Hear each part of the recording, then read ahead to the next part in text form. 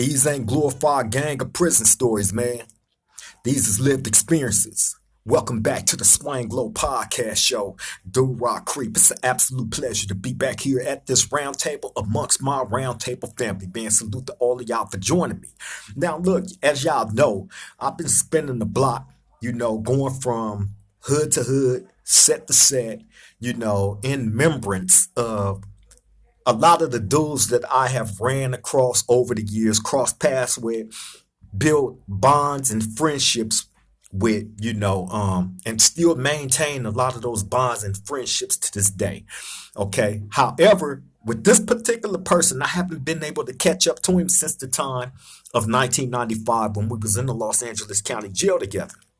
Before I jump into this short story, I'm not going to hold y'all long, but before I jump into it, please take this opportunity right now to subscribe if you haven't already did it. Hit that like button because all that matter. And if you feel the need, please jump in the comment section, drop a comment, or jump in the chat during the live release of this episode, man. And hey, I encourage participation of my roundtable family.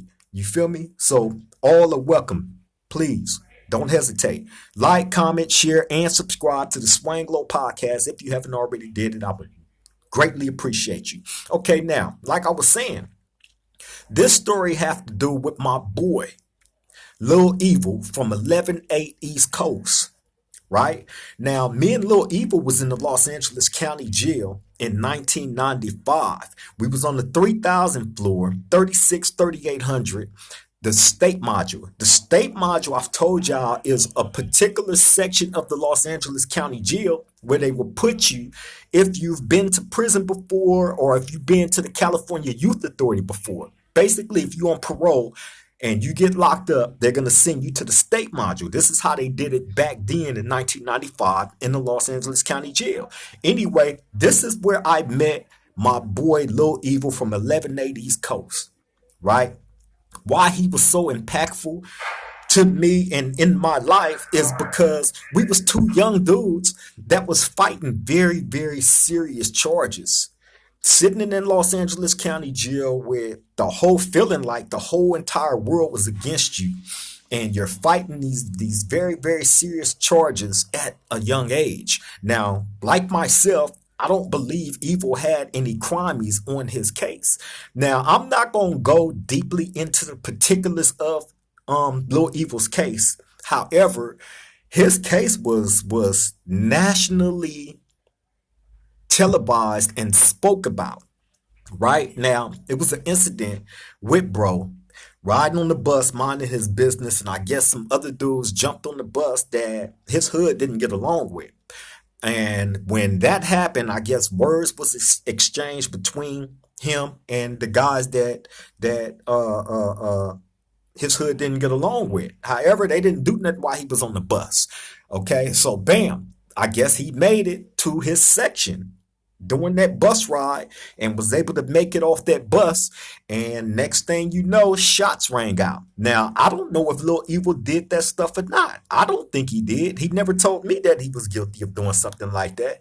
However, if you have a confrontation with somebody and, you or connected because people seen that you had this confrontation. It was a whole lot of people on that bus.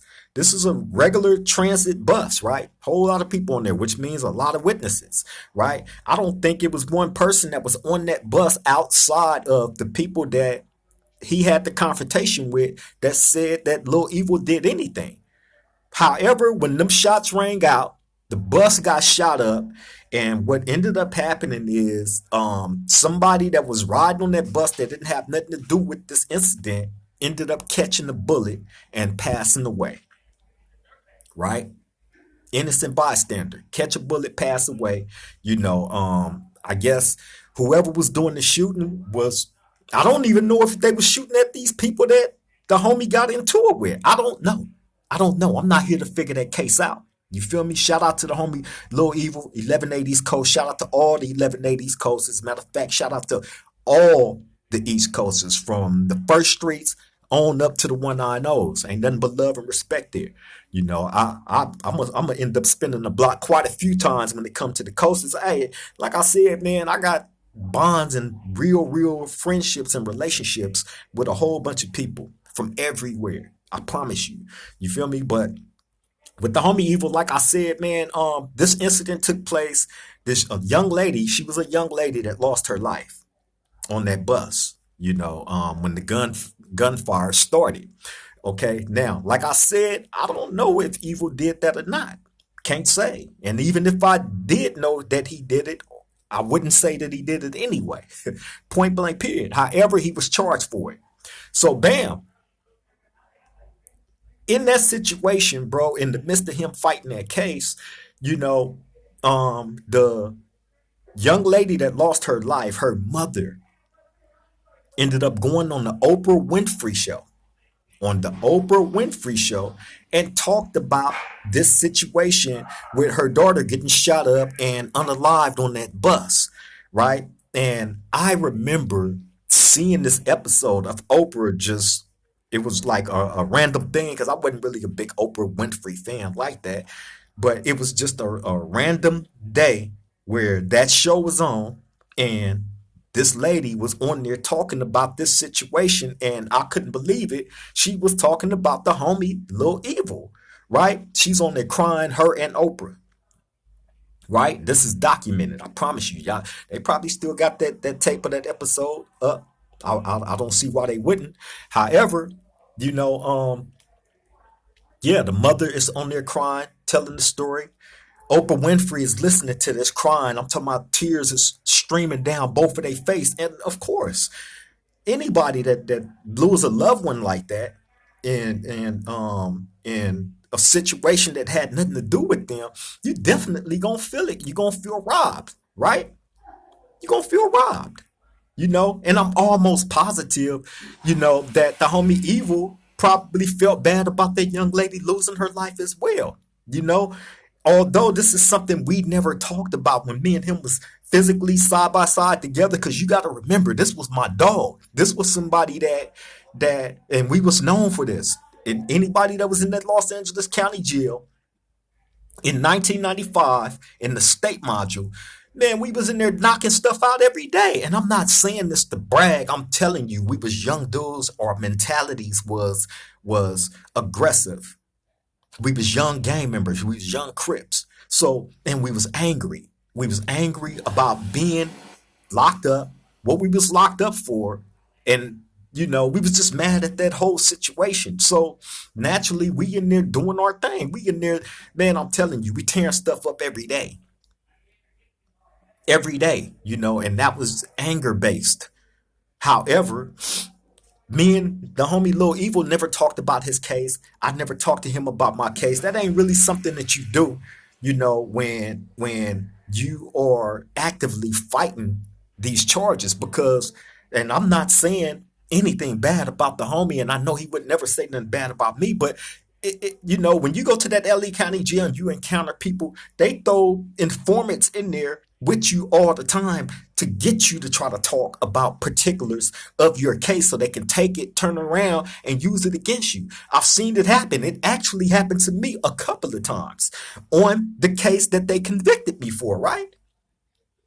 I remember one day randomly being on the bus and I'm, you know, listening to certain conversations going on, and I'm not going to say this person's name, you know, however, this person was on the bus speaking about being called as a witness on 187, unaliving, and I'm hearing he talk about it, and he's talking about my case, what I'm in there for. So I look back at this person, and I'm just looking at him like, you know, but see, y'all have to understand this about my case. I was, you know, they was trying to say that I was doing certain things to intimidate witnesses, witness intimidation, stuff like that, right? They was actually trying to charge me with this, you know. Although hey, I'm not saying nothing. If you a witness and they slip up and put you around me, you don't think I know that you're gonna run back and tell the district attorney and whoever else that you're coming to court to team up with against me that I done something to you? It happened. So of course, like, I'm not saying that to this dude, I'm just listening, but best believe as soon as I got to court, I'm asking my lawyer, do they have a new witness? Like, I'm questioning this situation. However, once I got to court, talked to my lawyer, they didn't use that person. However, he definitely, and he had nothing to do with my case. He wasn't a witness for me. As far as I knew, up until that point, he wasn't a witness for the prosecution. They just brought this fool out of nowhere to testify, right, on whatever it was that he heard, because people was running around speaking about my case nonstop during that time period. So it was all kind of people involving themselves in the situation that I had never talked to. They was just involving themselves in this situation, right? So you got to be careful about the things that you say when you are incarcerated, fighting an active, serious case, point blank, period. Because best believe they will stick an informant up in there with you and have you talk some more. And then them people is finna run back and they finna go tell the district attorney everything. They done their job. They completed their job. They got the mission done. They got the information that they were seeking. And they're going to use that against you because it came right out your mouth. So when you're fighting something serious, like me and the homie Lil Evil from East Coast was fighting, you don't go around talking about that stuff to people. You know what I'm saying? No matter how cool, or I mean, at some point you might. I ain't saying that it ain't been done or that we wasn't doing it, but you're particular about certain things that you say about your case. Point blank, period. I had that situation happen, and then I ain't even finna get into that, man. Y'all get the gist of the point that I'm trying to make to y'all. You know what I'm saying? If you find yourself, and I'm not encouraging anybody to go out and commit no crimes just to say that you've been through this. That would be stupid. Avoid putting yourself in a situation where you would have to go through the system, through the courthouses and all that stuff, going through the LA County jail, leading up to prison. Don't put yourself in those situations. That's the importance of me giving y'all these videos. At this time, when me and the homie Lil Evil from 1180 East Coast was going through what we was going through, we was in our early 20s. You feel me? If I was 22 at that time, Evil had to be about 21, if not my age. So we was young, fighting real heavy, serious, grown men type charges.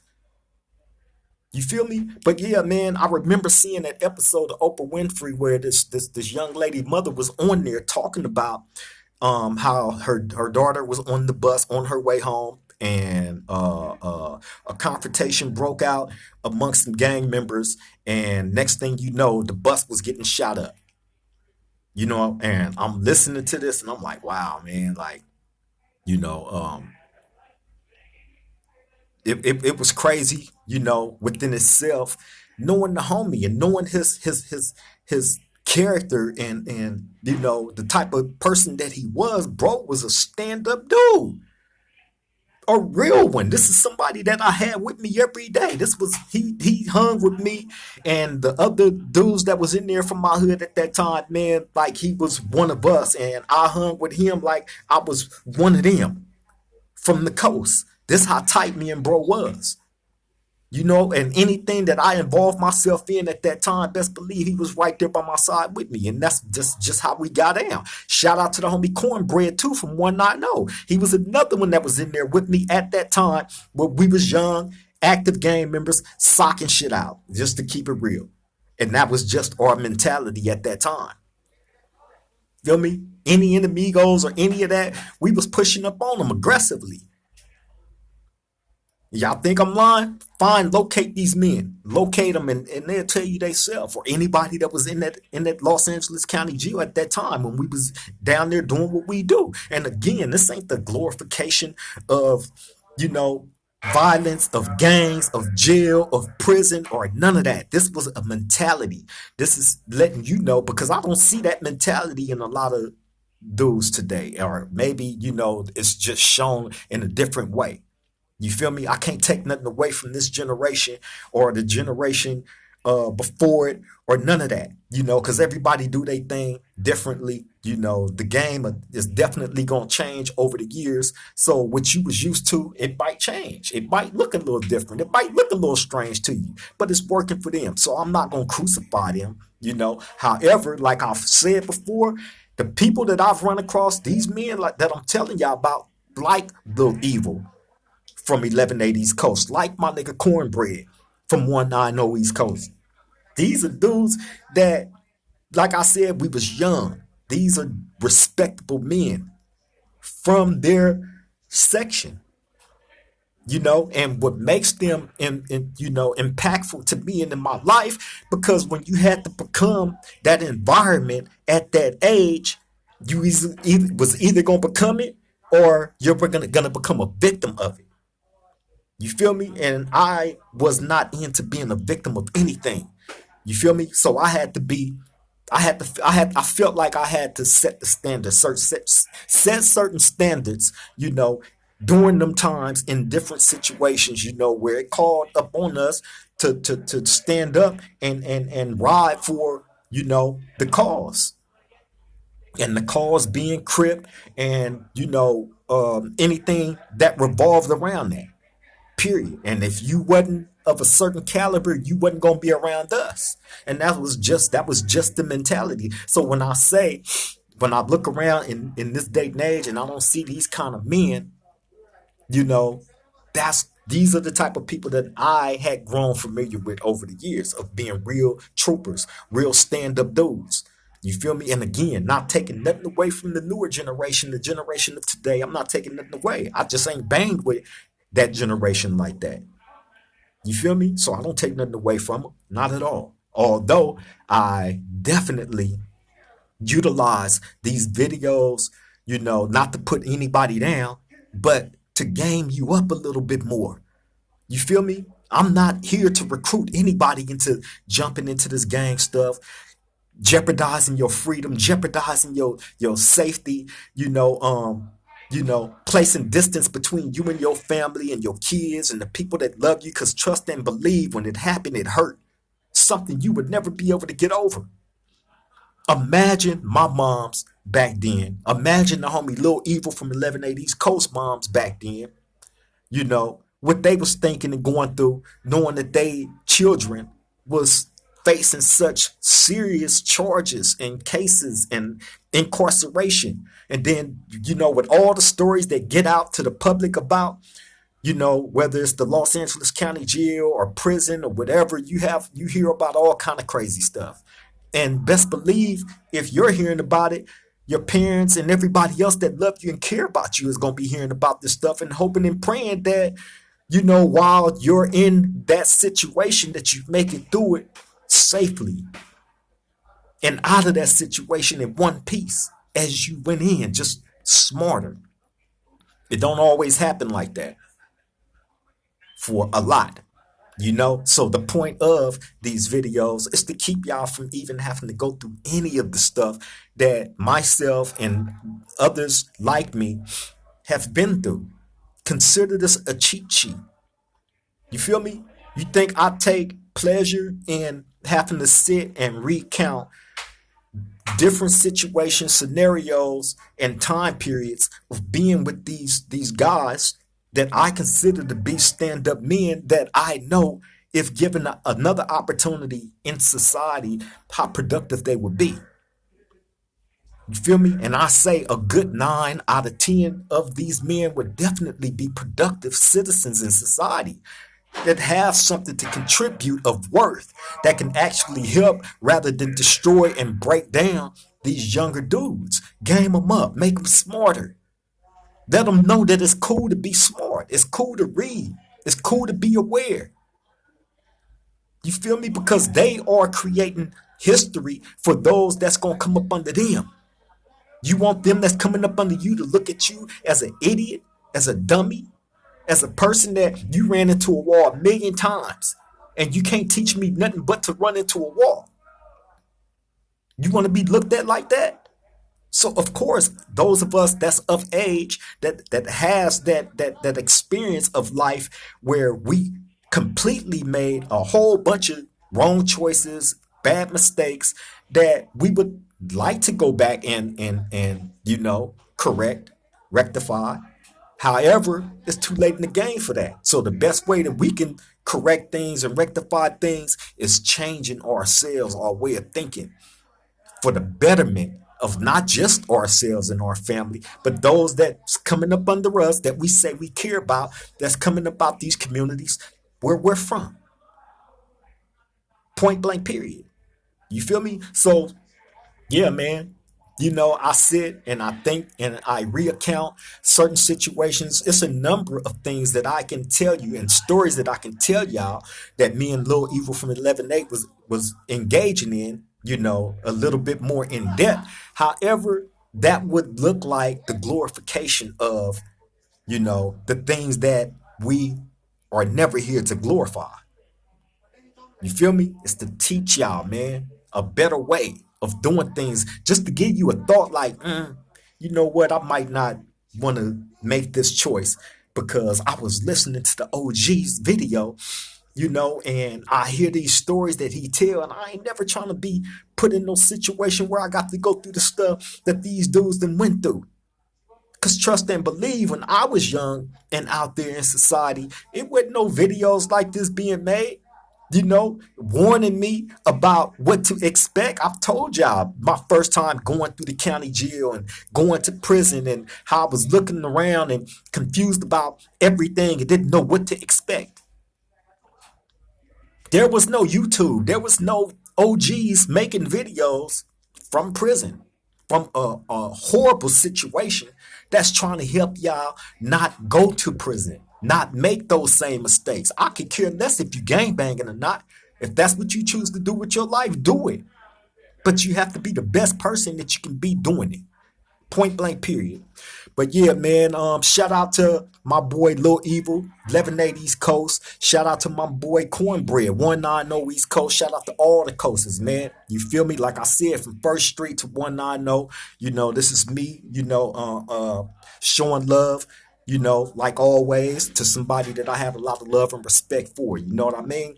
But on that note, I'm finna cut this short and get up out of here. Just wanted to put something on the round table for my round table family. I love and appreciate you all for tapping in. To the next time we meet at this round table, y'all stay safe, stay vigilant. I love and appreciate you all. Happy Friday.